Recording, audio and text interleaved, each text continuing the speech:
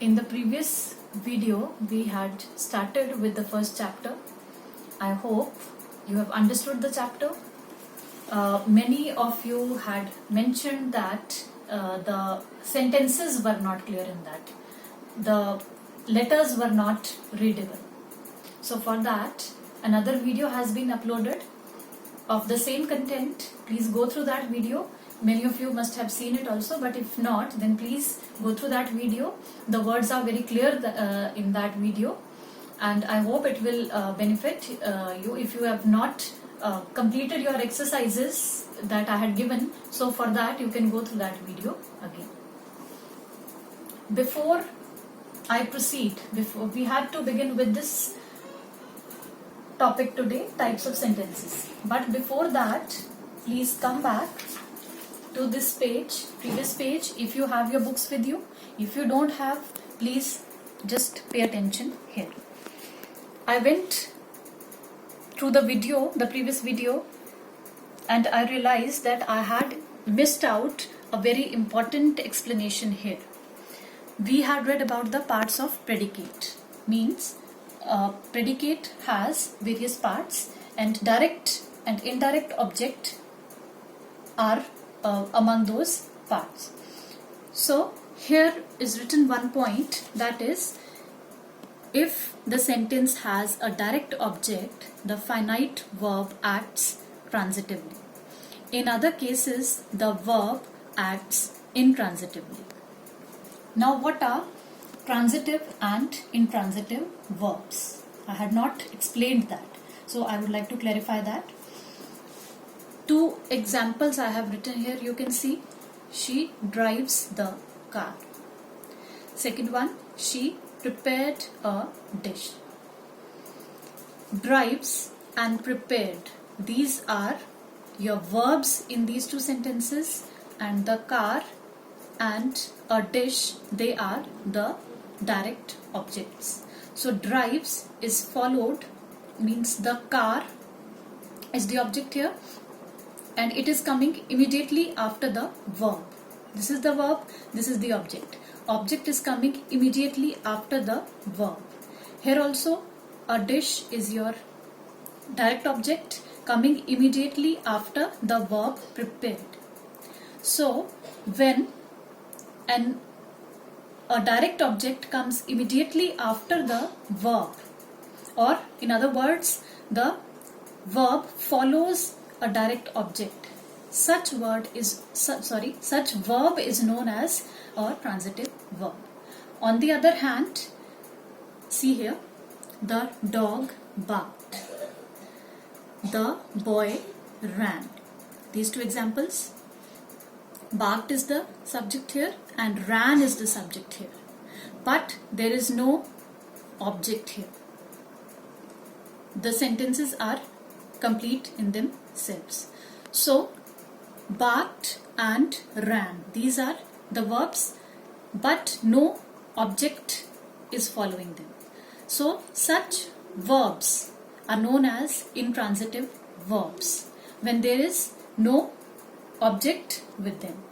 So they are used intransitively.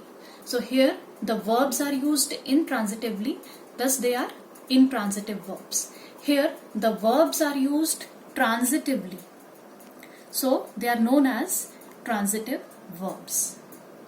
I hope this is clear. Now we come on to this exercise A. I had discussed a few of them, and the remaining ones I had asked you to do at home. If they were not clear to you in the previous video, the one that is uploaded recently, please go through that video and try to see them and solve them. The answers now. Nitin sang, fifth one we had to begin with. Nitin sang a song for his friend. Song is the direct object and friend is indirect object. Sixth one, give me that box at once. Box is the direct object and me is the indirect object. Seventh sentence, the flowers that were given to Bonnie by Suki have withered. Please do not get confused in this sentence. Sukhi here is the subject. So Sukhi had given the flowers. So flowers is your direct object. To whom he had given? To Boni. So Boni is your indirect object. Eighth one, the shark swished its tail and swam away. Tail is your direct object, but there is no indirect object here. This is your prepositional phrase, as I had talked about this sentence. Here also the rabbit jumped high in the air. There is neither direct object here or indirect object here. This part is your prepositional phrase. Okay, so these are the answers. Please just match your answers with these. Now we come on to this topic that we had to continue with today. Types of sentences according to function. Different types of sentences. First one, assertive sentence. Second, interrogative sentence. Third one, imperative sentence. And fourth one, exclamatory sentence. We come back here to the first one. Assertive sentence is also known as a declarative sentence. These are sentences which state something, maybe a fact, opinion, or an idea. The vast majority of these sentences are of this type. So, assertive sentences are those sentences that are asserting something, that are stating something, that are just simply telling you something. For example, I get up early. He doesn't work. So these are the examples of assertive sentences. Second, interrogative sentences. These are sentences which generally ask something. Interrogative, simply the sentences that are asking you a question. Examples are given here. What is a sentence? Did you say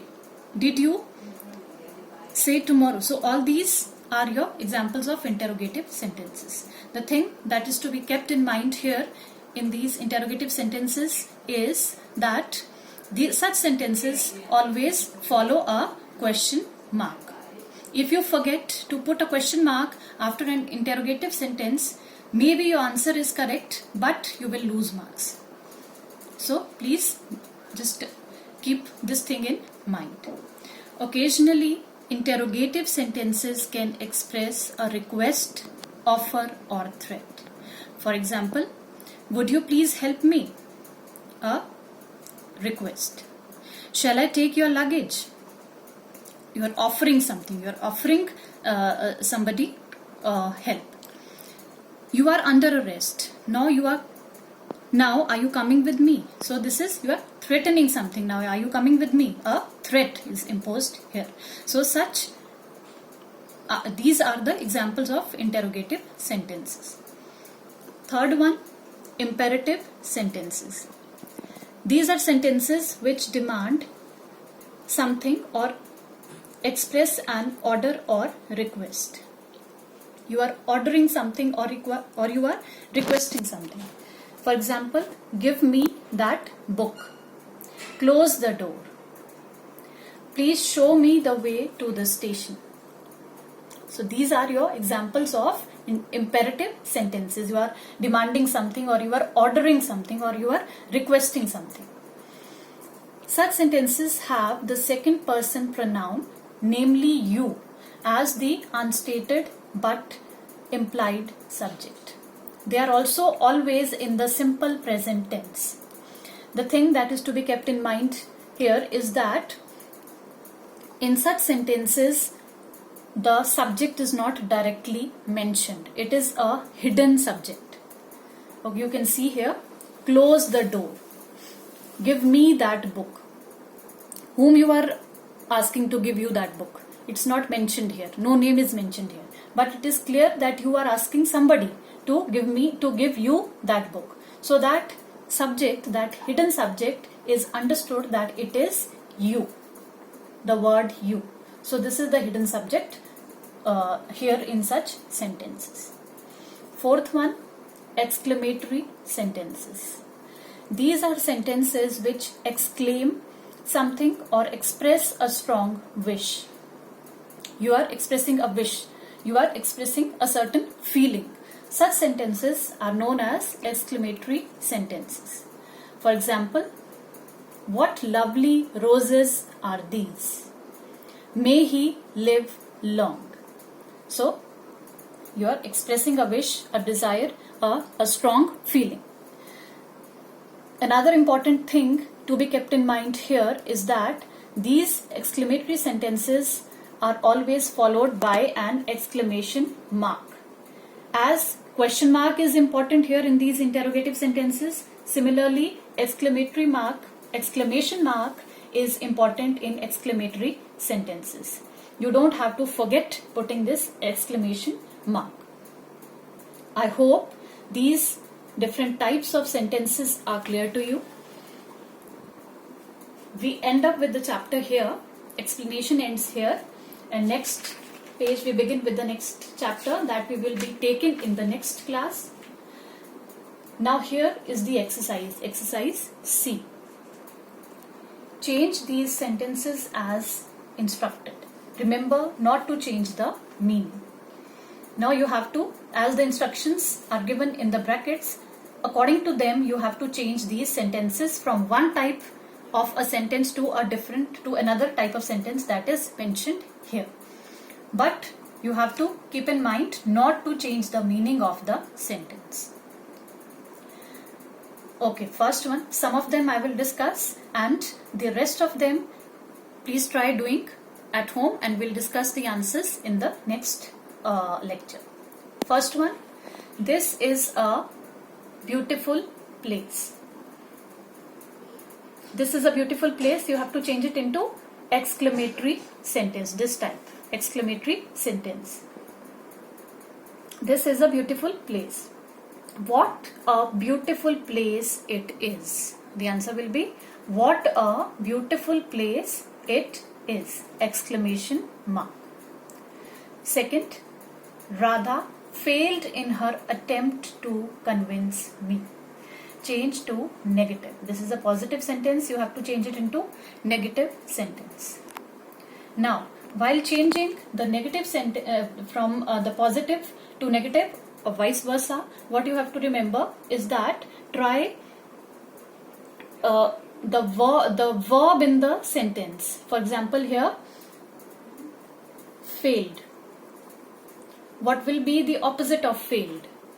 That you will be using here. So try changing the verb to its opposite form, but without changing the meaning. Radha failed in her attempt to convince me.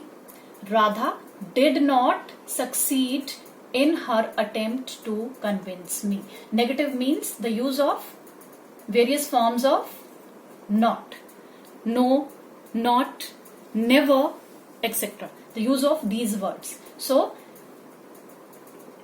Radha failed in her attempt. Radha did not succeed in her attempt to convince me.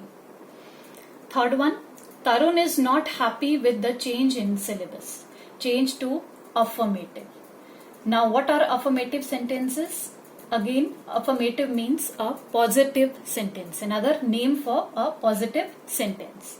This is a negative sentence, not happy. No, the use of not is there. So you have to change it into positive. Tarun is not happy with the change in syllabus. If you do it this way, Tarun is happy with the change in syllabus, what will happen? The meaning of the sentence will change and it will be wrong. So how will you change it? Tarun is sad with the change in syllabus. Clear? Fourth one, who doesn't know her? Change to affirmative. Again, doesn't, does not. So again, it is a negative. You have to change it into positive. Who doesn't know her? Everyone knows her. Okay, everyone knows her. Fifth one, they will come to your party. Change to interrogative. Question form. Will they come to your party? Question mark. Okay, so we will discuss today up till here, and the rest of the sentences I hope they are visible, they are clear from 6 to 15. From 6 to 15, please try at your home, and we will discuss with the answers in the next class. I hope you have understood the lecture. Thank you.